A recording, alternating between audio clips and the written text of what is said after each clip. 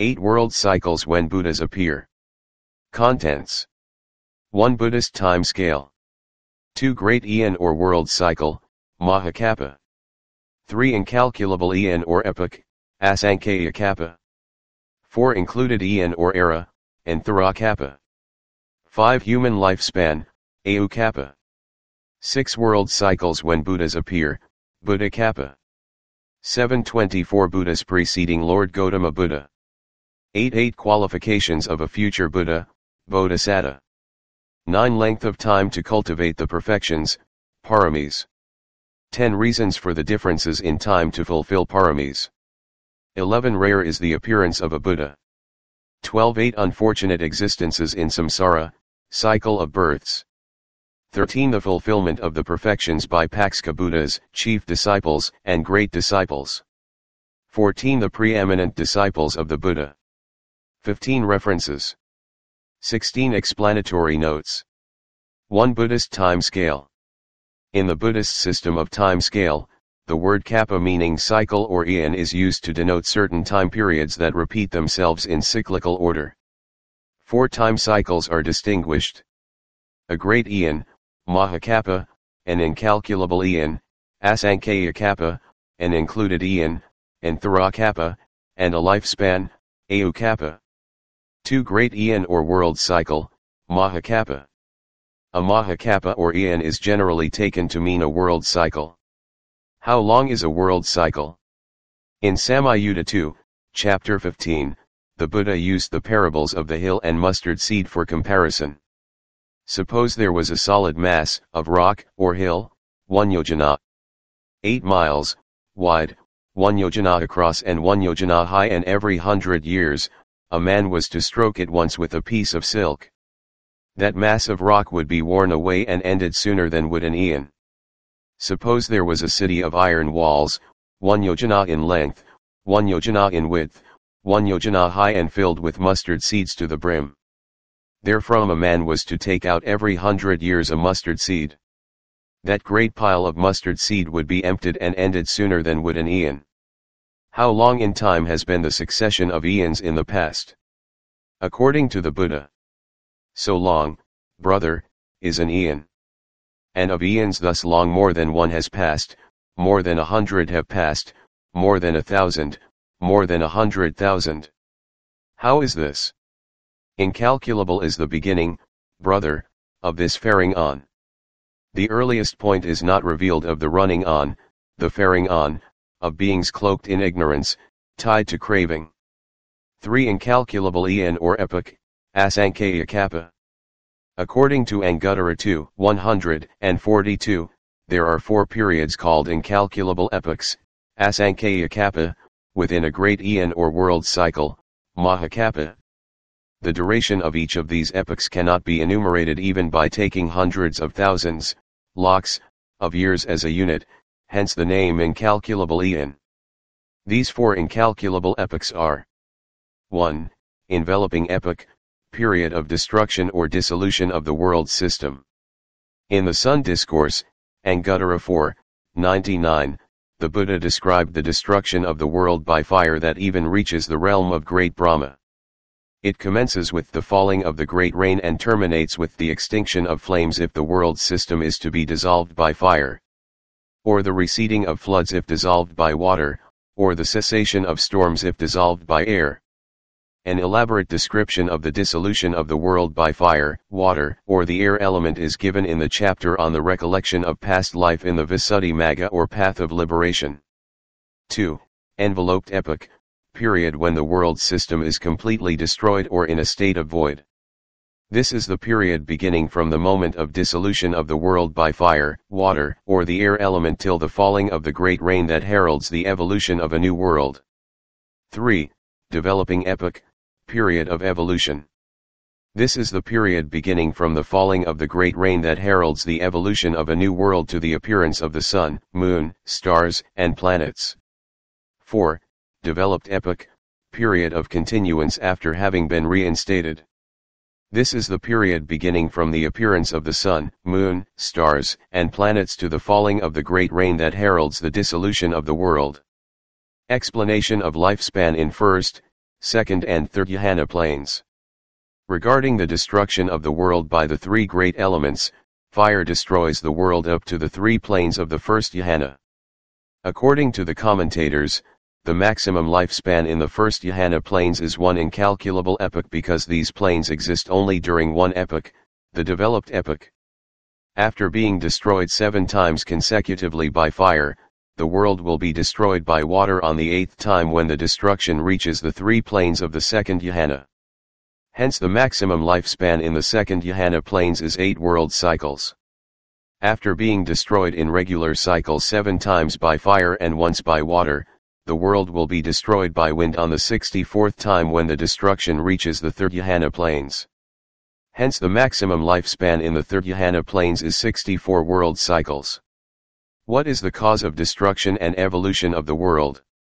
In the Manual of Cosmic Order, the Venerable Mahathera Ledi Sayadaw writes, "Without a known beginning, and without end, the world, or physical universe continues the same whether world lords or supreme beings, Isara, appear or not. Not made, not created by any such, not even 100, not even 1,000, not even 100,000 world lords would be able to remove it. By the law of heat, Utu Niyama, by the law of natural causation, Dhamma Niyama, the order of the physical universe is maintained.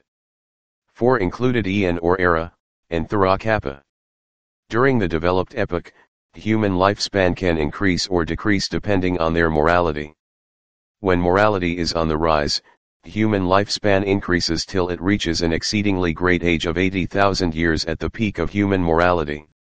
When immorality prevails, human lifespan decreases till it reaches a minimum of 10 years at the base of human bestiality.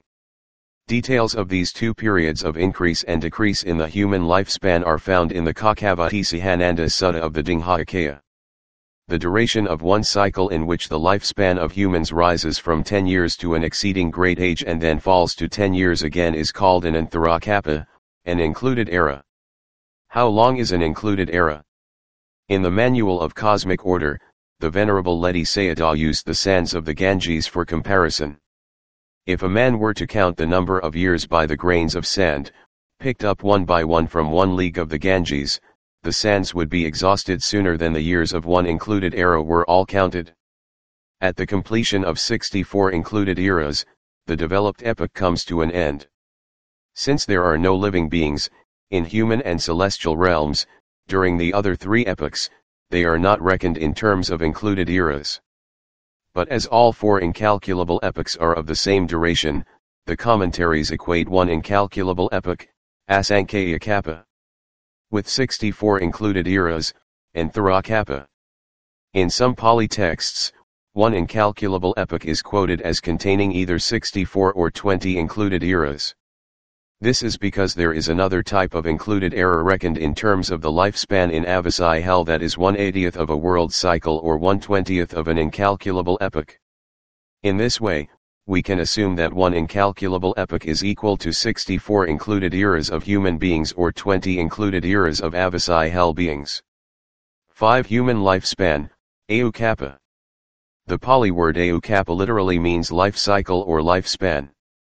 If the lifespan is 100 years, then an Ayukappa is 1 century. If lifespan is 1,000 years, an Ayukappa is 1 millennium. When the Buddha said, Ananda, I have developed the 4 Adhipadas, bases of psychic power. If I so desire, I can live either a whole kappa or a little more than a kappa. The kappa should be taken to mean Ayukappa, the lifespan of humans, which was 100 years during that period. This is the interpretation provided by the commentaries on the statement of the Buddha taken from the Mahaparinibbana Sutta. 6 world cycles when Buddhas appear, Buddha Kappa. An eon or world cycle in which there is no Buddha is called a Suna Kappa, empty or void eon. An eon in which one or more Buddhas appear is called a Buddha Kappa. By the word Kappa standing alone, a Mahakappa is meant. There are 5 types of Buddha Kappas, namely, Sarakappa in which 1 Buddha appears, Mandakappa in which 2 Buddhas appear, Varakappa in which 3 Buddhas appear, Saramandakappa in which 4 Buddhas appear, Bada Kappa, in which 5 Buddhas appear. The present Kappa is a Bada, auspicious, Kappa. Of its 5 Buddhas, 4 have appeared, namely, Kakyasandha, Kanagamana, Kassapa, and Gautama. Sakyamuni, the 5th Metteyya, has yet to appear. The interval of time that elapses between one Buddha Kappa and the next can vary from 1 Kappa to 1 Asankhya of Kappas. Asankhya literally means innumerable, while Childers' Pali Dictionary defines Asankhya as the highest of the numerals 10,140, or 1 followed by 140 zeros. An Asankhya of Kappas, 10,140, or innumerable number of world cycles, is a mind-boggling time period that defies the imagination. It should not be confused with Asankhya Kappa, which is just 1/4 of a Kappa. Our Lord Buddha Gautama received his confirmation when, as the hermit Sumedha, he made his aspiration to become a supreme Buddha at the feet of Dipankara Buddha, 4 Asankhyas of Kappas and 100,000 Kappas ago. Since then there have been 11 Buddha Kappas, the present one being the 11th. 724 Buddhas preceding Lord Gautama Buddha. It should not be construed that there were no Buddha Kappas before that of Dipankara Buddha, or that no more Buddhas will arise after the present Kappa. The numbers of Buddhas who have come and gone in the past, or who will come and go in the future, are as countless as the sands of the Ganges. The names of the 24 Buddhas who preceded our Lord Gautama, beginning from Lord Dipankara, and time intervals, are listed below. 4 Asankhyas of Kappas plus 100,000 Kappas ago: 10 Ankara, Medhankara, Saranankara, Dipankara. 3 Asankhyas of Kappas plus 100,000 Kappas ago: Khandana. 2 Asankhyas of Kappas plus 100,000 Kappas ago: Mangala, Sumna, Riveda, Sobhata. 1 Asankhya of Kappas plus 100,000 Kappas ago: Anomadison, Paduma, Arata. 100,000 Kappas ago: Padumatara. 30,000 Kappas ago: Sumedha, Sujata.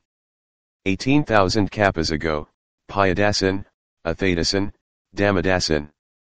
94 Kappas ago: Siddhartha. 92 Kappas ago: Tissa, Fussa. 91 Kappas ago: Vipassan. 31 Kappas ago: Sekan, Vesabhu. Present Kappa: Kakyasandha, Kanagamana, Kassapa, Gautama. 8 qualifications of a Bodhisattva, future Buddha. Let alone becoming a supremely enlightened Buddha, even the stage of development of one to receive the prophecy of Buddhahood and be confirmed as a Bodhisattva or future Buddha, can be realized only when one is endowed with 8 qualifications, namely: 1. Must be a human being. 2. Must be a male person. 3. Must have fulfilled all conditions such as perfections necessary for realization of arahantship in that very life. 4. Must meet with a living Buddha. V.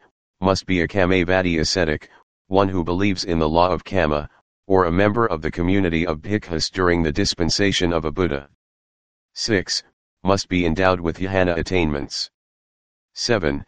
Act of merit, i.e. must be prepared to lay down his life for the sake of the Buddha. 8.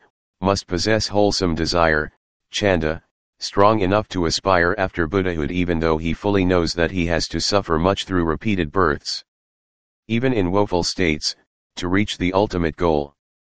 Only those who are endowed with these 8 qualifications are eligible to receive the Iyata Vivaranam, or definite assurance of becoming a Buddha. Even when as a Bodhisattva, it is so difficult to receive the prophecy of Buddhahood, what can be said of Buddhahood itself? Which takes a minimum time of 4 Asankhyas and a lakh of Kappas for the future Buddha to develop the perfections to their highest levels without any regard for even own his life. Why does a Bodhisattva aspire to become a Buddha, which is so difficult, when he can easily obtain enlightenment for himself? It is because of his great compassion, Mahakaruna.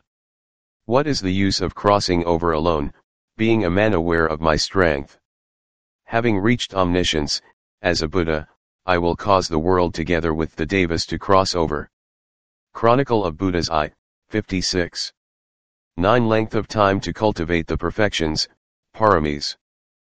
Paramo means highest and is used to designate a bodhisattva because he is the highest of being, endowed with extraordinary virtues of dana, sila, etc. Although he has the ability to attain arahantship in that very life, yet he chooses to postpone it in order to gain supreme enlightenment out of great compassion to save others by teaching them the way to escape from the cycle of samsara. The 10 noble qualities, which the bodhisattva has to practice and fulfill for an enormous period of time, are called the 10 paramis or perfections. According to the commentaries, once a person has been confirmed as a bodhisattva, future Buddha, he has to fulfill the 10 paramis or perfections, namely 1. Dana, generosity. 2. Sila, morality. 3. Ekhamma, renunciation. 4. Panna, wisdom. V. Virya, effort. 6. Khanti, patience. 7. Sakha, truthfulness. 8. Adhithana, resolution. 9. Metta, loving-kindness. X. Upekha, equanimity. Fulfilling the above perfections by sacrificing one's external properties is called ordinary perfections, parami. Fulfilling them by sacrificing one's limbs and other organs of the body is called middle perfections, upaparami. Fulfilling them by sacrificing even one's life is called highest perfections, paramathaparami. Thus the 10 perfections in 3 grades give 30 perfections. For Lord Gautama Buddha, the minimum period of time required to accomplish the 10 paramis was 4 asankhayas of kappas plus 100,000 kappas. The 4 asankhayas of kappas should not be construed as one continuous period but as 4 separate intervals of Buddha kappas between Lord Dipankara Buddha and Lord Padumatara Buddha. According to the commentary, the period of time to fulfill the paramis depends on the type of bodhisattva.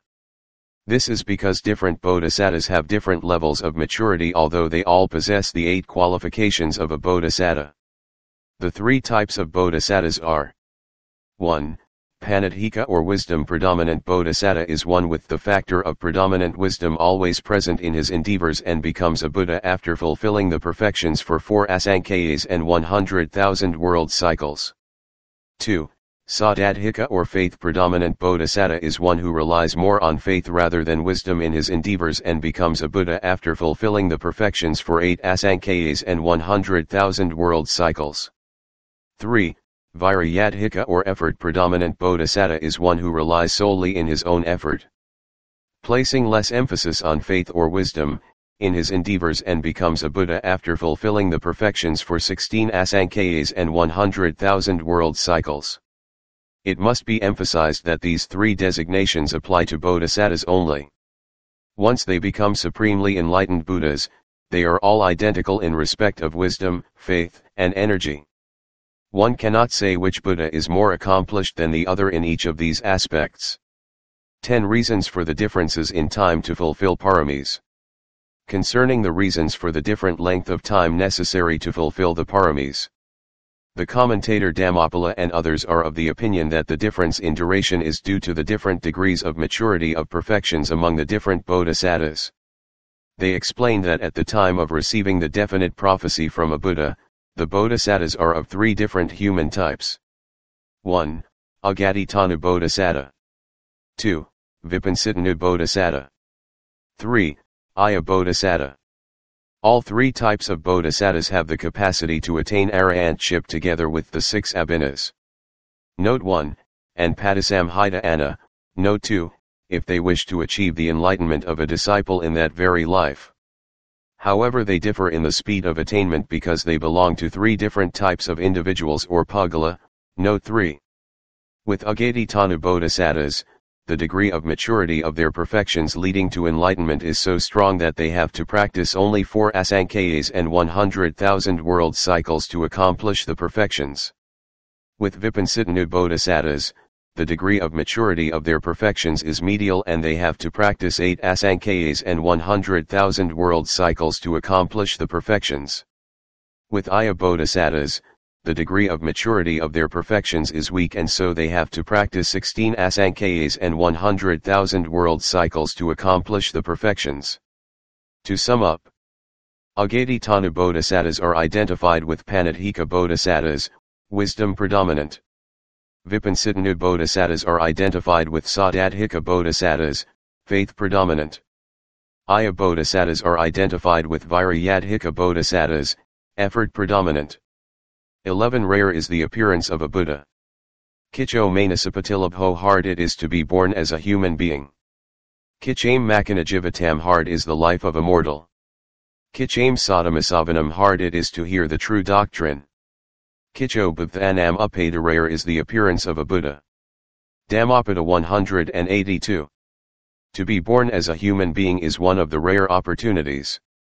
According to the Buddha, the number of beings who are reborn as humans is like the dust on his thumbnail, while the number of beings reborn in the four woeful states is like the whole earth. As an example, just the krill population in the Southern Ocean, estimated at 600 trillion, exceeds the human population, 6 billion, by a ratio of 100,000:1. Truly it is hard to be born as a human being. Yet even when a being arises in the world of men, he is liable to die at any moment from the time of conception in the womb up to the end of his lifespan. To stay alive, he has to constantly take care of his body and mind, which consist of the 5 aggregates. In the simile of the poisonous snakes, Salayatana Samayuta, Asavisa the Buddha compares the 4 elements of the body to 4 poisonous snakes. The 5 aggregates are compared to 5 murderous enemies, while the craving for pleasure is compared to a treacherous friend with a sword waiting to cut off one's head. This parable serves to illustrate that a mortal's life is full of difficulties. After being warned by a good friend about these dangers, the person concerned wants to escape from all these dangers. To reach safety, he has to cross a wide river using a raft and striving with arms and legs. This way he reaches the other shore where he becomes the noble man. Here the good friend who warns us of the dangers of existence is the Buddha. The wide river is a simile for the floods, aga, that sweep beings into the ocean of samsara. The raft that takes us to safety is the Eightfold Path. But it will not take one across the wide river unless one strives with arms and legs, a simile for intense, mindful, and continuous effort. The other shore is Nibbana and the noble man represents the Arahant. It is difficult to get the opportunity to hear the true doctrine. All religions of the world teach their adherents to perform charity, dana, and observe its moral code, sila. Some religions also teach mental cultivation through the practice of concentration, samatha. Such teachings may lead to happy existences in the human, deva and brahma realms, but they only serve to prolong one's existence in samsara, which is full of suffering. There have been such teachings even before the appearance of the Buddha, and we have heard them in our past lives. But it is only during a Buddha sasana that one gets the opportunity to hear teachings about the true nature of body and mind, especially the noble Dhamma of Satipatthana Vipassana, foundations of mindfulness. The practice of which leads one to the realization of path and fruition knowledge, Maggaphalagnana, and Nibbana, the cessation of all suffering. The opportunity to escape from suffering by the practice of the Noble Eightfold Path through the Satipatthana Vipassana meditation only comes with the appearance of a Supreme Buddha. For only a Supreme Buddha is able to teach this Abhal Dhamma to his disciples of the Sangha, who then preserve and propagate it to mankind. Considering the enormous period of time and superhuman efforts to attain Buddhahood after an aspirant is confirmed as a Bodhisattva, the appearance of a Buddha in the world is very rare. Good Buddhists who now regularly attend talks and meditation lessons where Satipatthana Vipassana is taught should consider themselves indeed fortunate to be able to benefit from the noble Dhamma of the Buddha preserved by the Sangha till the present day. Indeed, the best way one can honor the Buddha is to practice this noble Dhamma diligently in order to free oneself from the cycle of samsara. This is because a Buddha appears in the world to fulfill a vow he made when he was a Bodhisattva to teach the noble Dhamma to mankind so that they may be free from suffering. 12. 8 Unfortunate existences in samsara. The De Suttara Sutta of Dingha and the commentary of the Anguttara enumerate 8 existences, which are considered as unfortunate when a Supreme Buddha appears. These 8 unfortunate existences in samsara or the cycle of births are: A. existence in an abode of continuous suffering, hell, and being unable to perform meritorious action, as one is continuously suffering severe and painful tortures. B. Existence as an animal living always in fear and being unable to perform meritorious action, as one cannot perceive what is good or bad. C. Existence as a peta or ghost and being unable to perform meritorious action, as one is continuously suffering from severe thirst and hunger. D. Existence as an unconscious being, a sanasatta, in an abode of Brahmas and being unable to perform meritorious action or listen to the Dhamma, as one lacks consciousness. E. Existence as a Brahma in the formless plane and being unable to see the Buddha and listen to the Dhamma because one does not possess the faculties of eye, ear, nose, tongue, and body. F.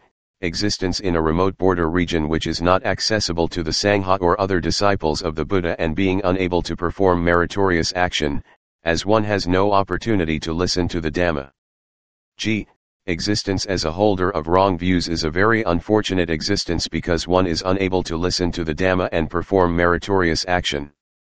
Even though one lives in the middle country, Mahihimedsa, where a Buddha appears and his Dhamma reverberates throughout the land. H. Existence as a deformed human or degraded deva of the Katumaharaja realm, whose rebirth consciousness is devoid of the three good roots, ahetuka, so that one is unable to understand or practice the Dhamma. Even though one is living in the middle country and does not hold any wrong view.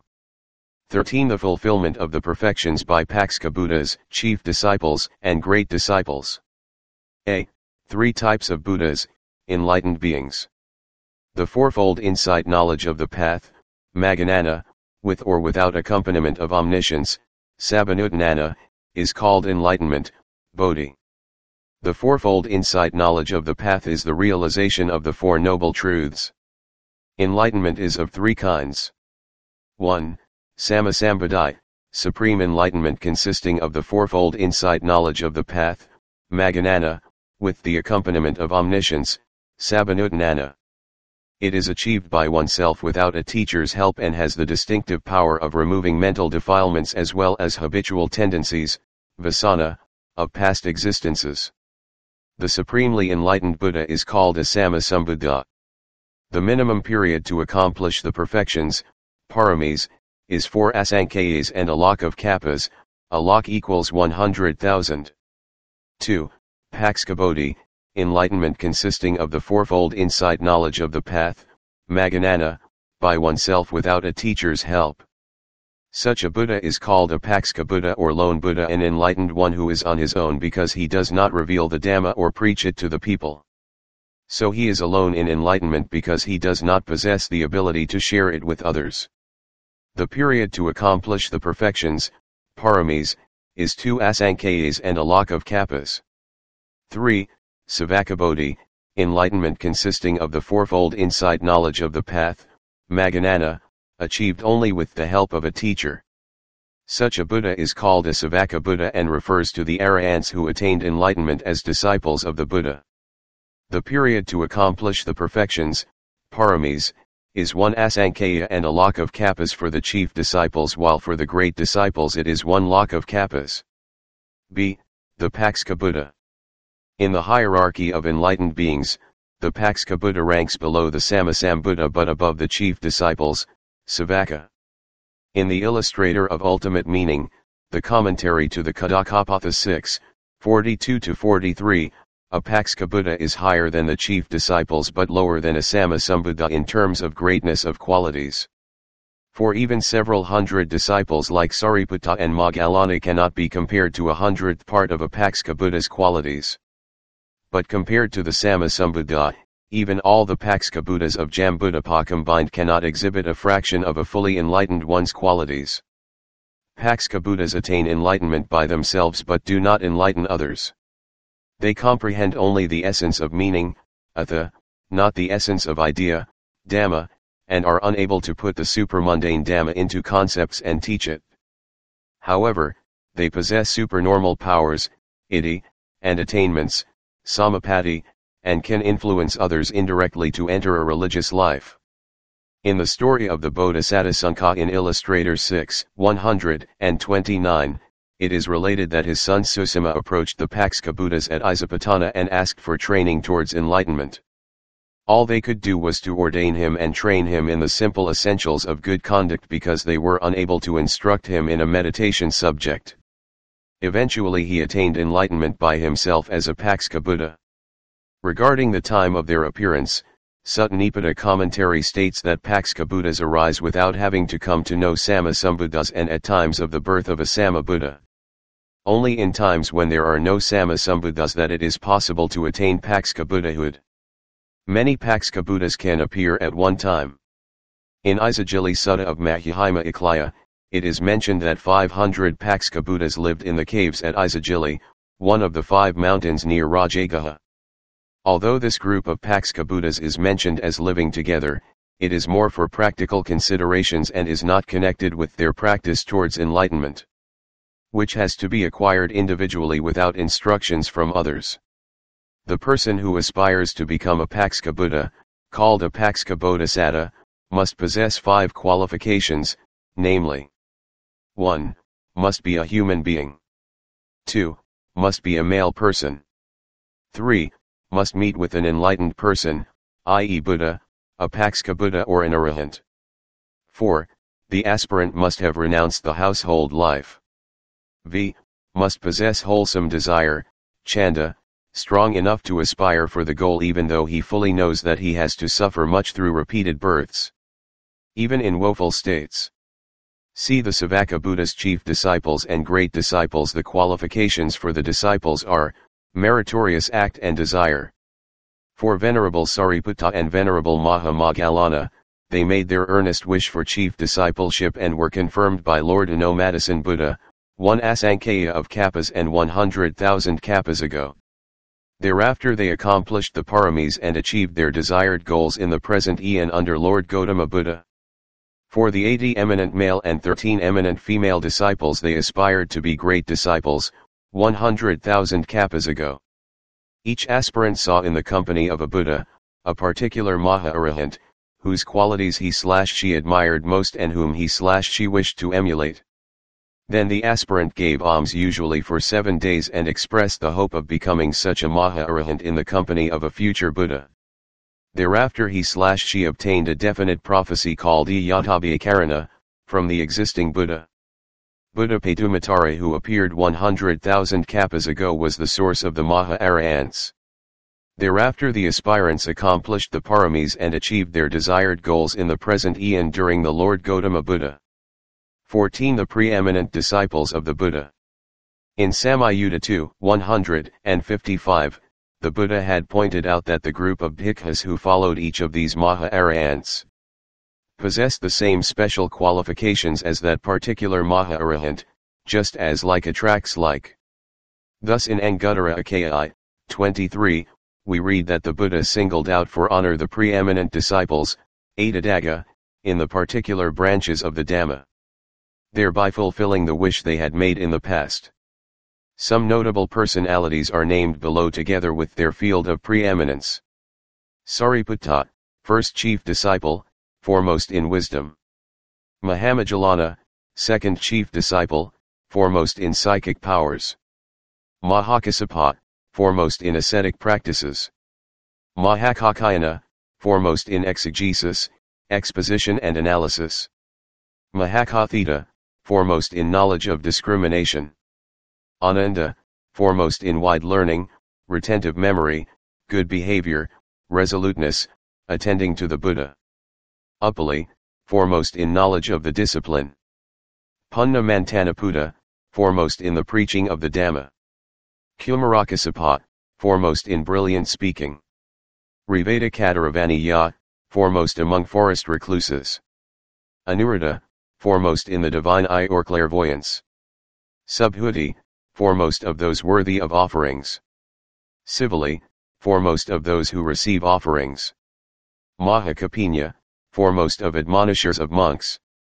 Vaiya, fastest to win arahantship just on hearing an address, without previous study. Rahula, foremost among monks anxious for training. For more details about the eminent male and female disciples of the Buddha, the reader should refer to Pen Portraits 93 Eminent Disciples of the Buddha by C. Desaram 7.